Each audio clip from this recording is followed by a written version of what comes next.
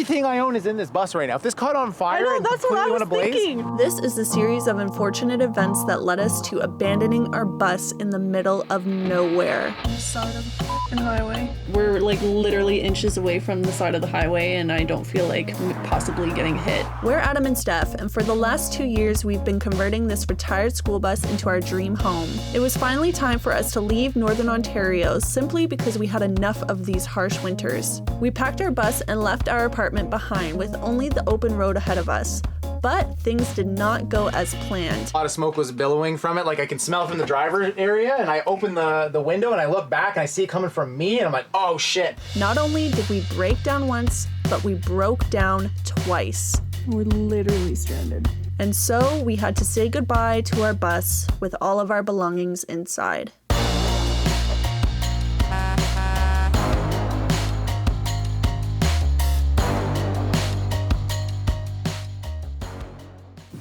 In 2 days, we're officially moving into the bus.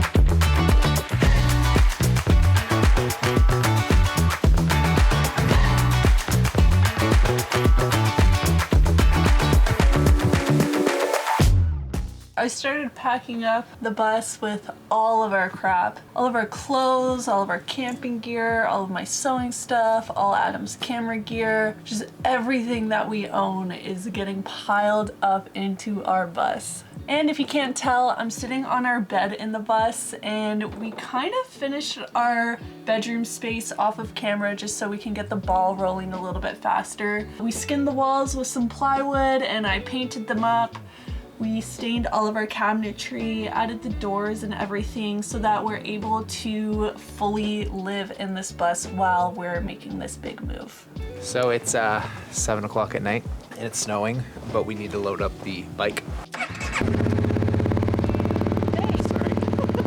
This is our Honda CRF 250L. It's going to be our secondary mode of transportation while living in our bus. We bought a hitch mount for it on the Royal Distributing website for a pretty reasonable price. Since the hitch on our bus sits higher than the rack's intended design, we modified it to accommodate that. Our bike itself fits pretty well, but we did extend the ramp by almost double to give us a better approach angle for when we're loading up our bike. Thank you, Cole, for always helping us with all our welding projects. But that extension job cost us about $35 in metal, so worth it. Makes it a lot safer. In the future, we want to modify it even more to be able to swing out of the way so we can still access our back door with it on. Comment if you want to see that video. Holy shit. It wasn't actually that bad. No, it wasn't. I thought it was going to be worse. You guys were really prepared for the worst. Yeah, I thought it was going to be terrible. You lose your handle on this while you're doing this. It's gone. It's going upside down that way and possibly smashing into the bus. Or I was going to eat a CR250 to the teeth. Oh my gosh, okay. I came inside to warm up a little bit here. It's really cold, especially with the wind and the snow. So let's see all the weather that we're gonna miss out on. Oh, -23. Oh, -27 next weekend. Oh my goodness, I'm so happy we're leaving.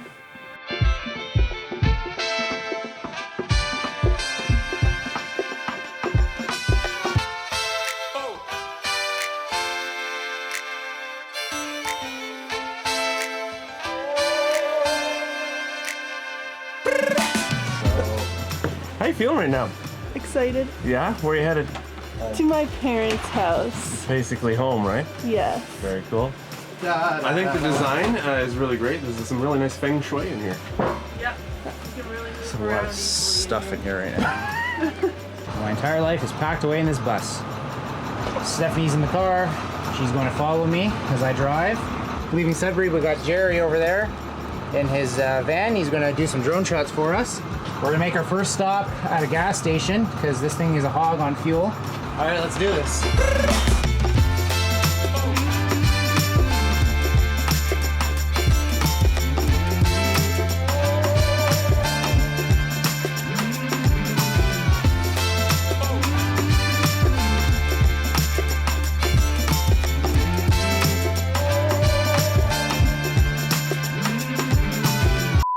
lot of smoke was billowing from it. Like I can smell it from the driver area, and I open the window and I look back and I see it coming from me, and I'm like, oh shit. I just jumped into the turn lane and I pulled into this Shell gas station. Yeah, I ran right underneath the bus and I'm like scurrying just like an animal, just looking and throwing snow at things. I thought maybe the exhaust caught on fire or something, like was burning something, or electrical, because it smells kind of like electrical. So then I noticed it's kind of coming from the tire area, and then I look right in between the dualies and I can see like embers like coming from the pads. This is as far as we got. You smell it? Smell it? You gotta wait to go camping to start fires. Oh, I know. Can you smell it? No. To the side? Oh, now I smell it. Yeah. Everything I own is in this bus right now. If this caught on fire I know, and that's what I completely was went ablaze, thinking. The good news is that your fuel economy may jump if this is what's been causing it. A few months ago, when we got our bus certified, we got brand new brakes put on, and this was our first time driving it for more than 5 minutes since then. Our amazing mechanic Devon dropped everything to help us address the issue. We took the tires off and serviced them. They were just sticking, which can be a common problem with brand new brake pads. Hell of a way to warm your hands. yeah, A bit dramatic. just take your tires off when they're on fire and just put your hands on the calipers and warm your hands up when they're cold. I already told my sister, she was like, what if something goes wrong? I'm like, well, we have everything we own, we have all of our food, we have a bed, we have heat, like, it'll be fine, like. Luckily, this happened here, not like another 100 kilometers away. Yeah. That would be Because then I don't have access access to my friends who can help us. Yeah. After getting the situation situated, Devon offered us to come by his shop for one last tune-up. Remember when our bus used to look like this? Oh my gosh. Feels like so long ago, but also just like yesterday. And after only a 4-hour delay, we filled up our tires and we were back on the road.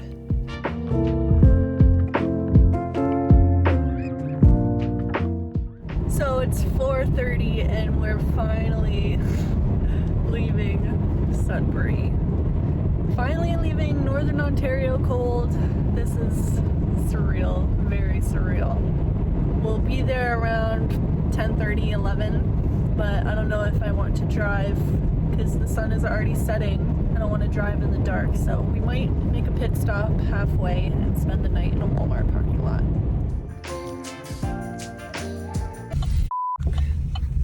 He stalled and he can't get it going. Come on. Come on. On the side of the highway.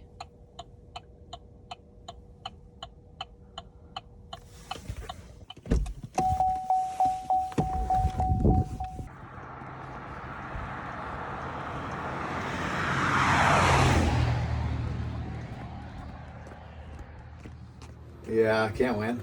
Literally can't win. Thought it was all smooth sailing. It was like everything was running great. Now the engine's like, my turn. There's a stored code on here that's going to tell us the answer, I think.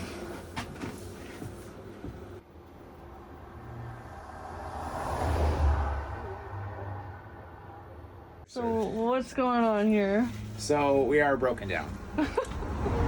I don't even think we're more than 100 kilometers out of the city. Maybe 150 at the most. I had an engine code come up. I don't have a reader, so I don't know exactly what's going on. We're in the middle of nowhere. We're on the side of the road. We barely fit. We got this much extra space on the side of the bus over there. And it's a highway. It's a 90 zone. So I contacted Devon again. He's giving me some advice on what to check. We have a car with us, so we're not stranded. We can just hop in the car, drive back to Sudbury, get some parts in the morning, come back, try again.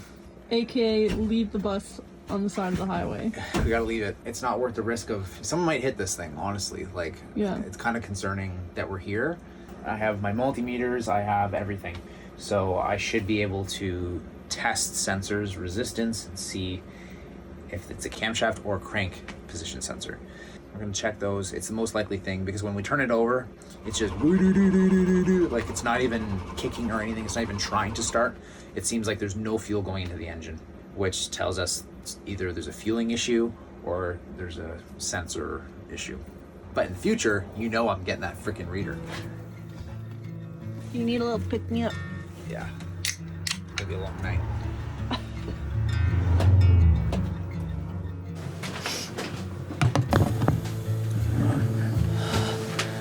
I'm so thankful we've got heat in here. It's so cold outside. We've already been here for 3 hours. All right, I'm gonna try that out. I don't even have ignition right now. We got some extra A&W for lunch.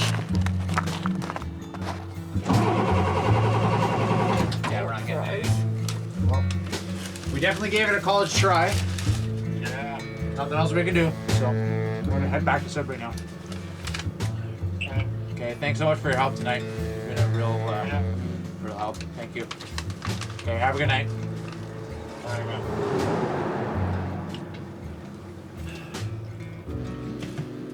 Tried everything we could.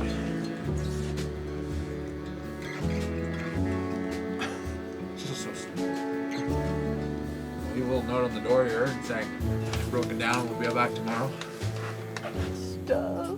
You shouldn't say that. We shouldn't say that at every start. You can't. I'll leave that here just in case they do enter our bus. That'll just be like, Just says don't just steal our say, stuff. please don't, because they've already thought about it. And so Yeah. I'll leave it right here. Say, please don't steal our stuff, so that they just walk out and don't steal our stuff. Yeah, I don't know how that's gonna fly, but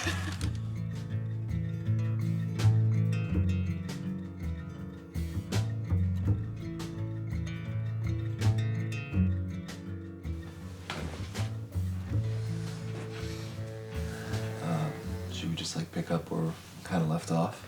Yeah. Because We put the camera down when we started to panic. so the whole time we were sitting on the side of the road, and throughout the whole situation, we always knew we had a backup plan. We weren't stranded because we had the car. So when we went to leave, to our surprise, the car was dead. The four-ways had drained all the power from the 12-volt battery in the car. So it was flat dead. We were trying for 4 hours with the bus, so We forgot about the car, just out there with the lights on, and we eventually flagged someone down and he was able to help boost. And with our electric car, our battery's in the trunk, and so there's an electric hatch, so you have to push a button to release the hatch, and without power you can't open the trunk. so we had to open the side door and unload all of our shit on the snowbank on the side of the road. I don't have booster cables that are long enough, and all the booster cables I do have, Don't have clamps on it, so he's just telling the guy to hold the end of the cable onto the terminal of his battery, and Yeah. it was just a and so we chaos. yeah, and because our car is a plug-in hybrid, it doesn't work quite the same as a normal car. You don't just hold power to it and then it start. We had to like cycle the power a couple times for it to turn the engine on. We eventually got it started, and we're back home now, and we got, a blink of sleep last night. Yeah, like they were just so filled with anxiety of like is the bus okay? Like it's right close to the edge of the highway, and it's a pretty sketchy section of highway between Sudbury and Toronto. But luckily we're in a straight stretch, so like that's okay. But I'm worried about the bike that's on the back of the bus. Yeah. We don't have a lock on it right now, and the front door doesn't lock yet. So the bus is an hour and a half away. We came up with a game plan. We're gonna go to Princess Auto, get some pylons, because I think that would make us feel a lot safer. Anytime the bus ever breaks down on the side of the road, we can put up some pylons. Should have been in the kit. Should have been in the kit. Today we're gonna put the code reader on it, see if it's something simple, something that we can figure out. If it's too complicated to fix or we can't figure it out, we're gonna have to tow it somewhere else where we can spend more time on it. Is that it? Yeah, there she is. There's our bus.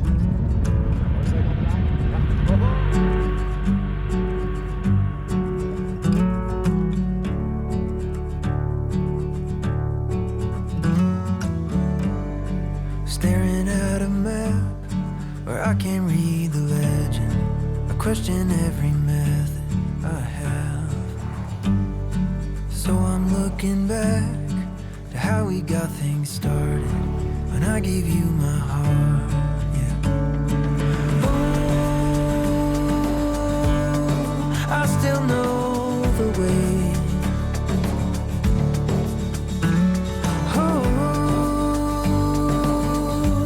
This train is running late.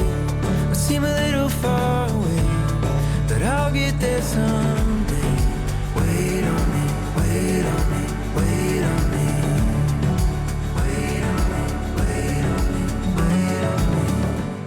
For whatever reason, our bus finally decided to start, and we used it as an opportunity to drive up to the next turnoff to a safe spot off of the highway.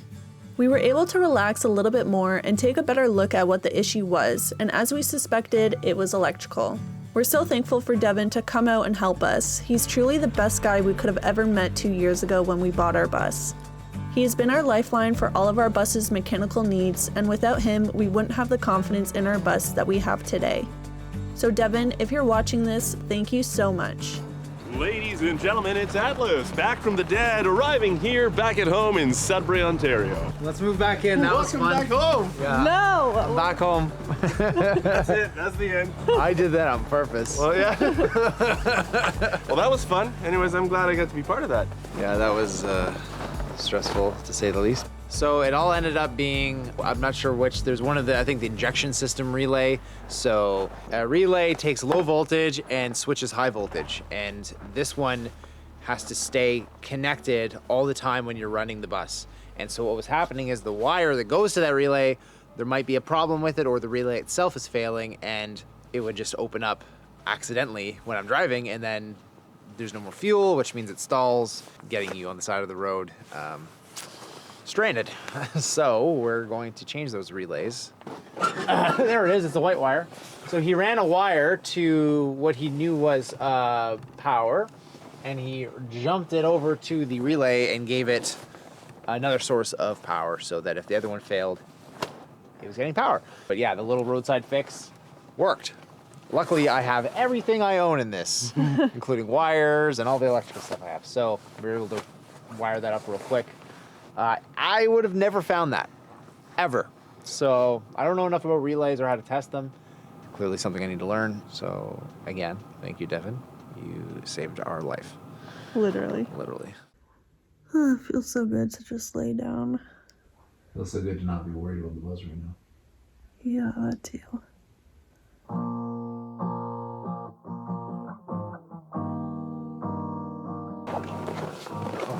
How's it going? Good.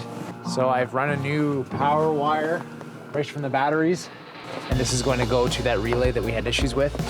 And we're also changing the relays, the holders, basically everything involved with the problem will be new, so it won't happen again. It's getting a bit dark, so I think I might find him a headlamp.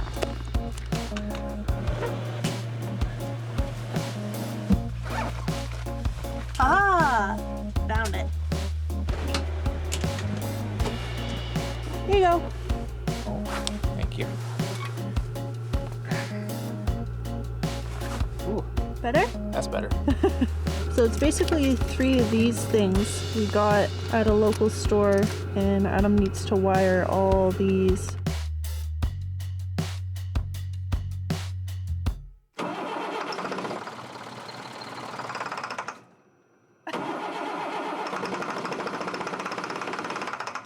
Freaking cold, man. It's literally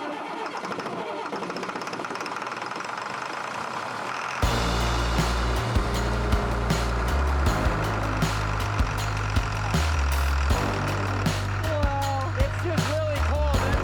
It's not the bus's fault. The engine is like frozen cold, and we were having issues with when we started it. If the engine was cold, it would stall right away. It would have never lasted this long. Right now, it's got to be negative 25 Celsius. I changed out 2 of the 3 relays. The problematic one's obviously been changed, so I'm hopeful. Are we gonna make it tomorrow? You're gonna make it. We're gonna make it. You're gonna make it. So this is attempt number 2, and the good news is so far we've passed the shell in which we stopped the first time when our brakes caught fire, and I do not smell any burnt brakes right now. I'm driving behind the bus, and we're all in the clear. I can't even explain to you the relief of making it past the point where we broke down 3 days ago. We're like halfway through our 5-hour drive with no hiccups. She's running perfectly. We just have one more obstacle, and that's driving through Toronto traffic.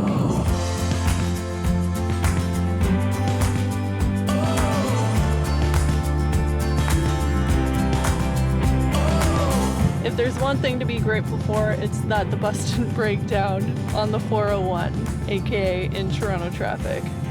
Man, that would have made the situation 1,000 times worse.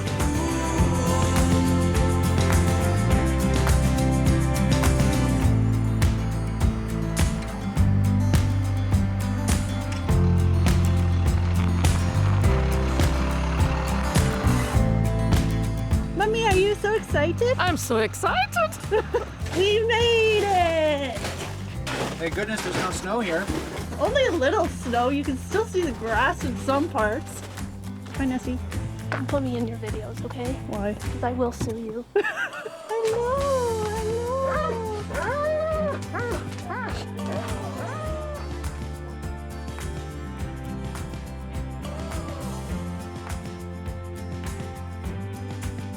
Look who I found. I found him. It's my sister. I chased you for half an hour. For half an hour in traffic? Yeah. Hope you had a lovely day at work. See you later.